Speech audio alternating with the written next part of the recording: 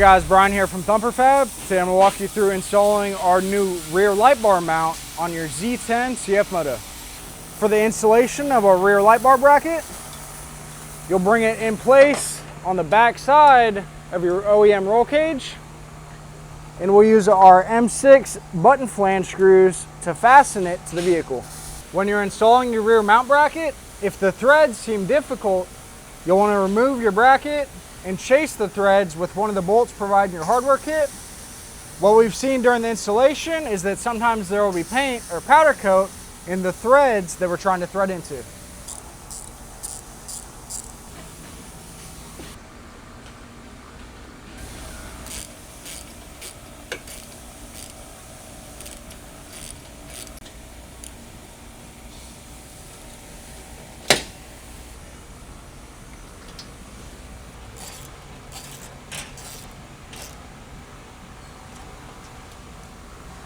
With our light bar mounting bracket tight, we can take our 30-inch light bar from the box, and you'll use the large hardware provided in the box along with the Allen wrench to mount it to our mount bracket.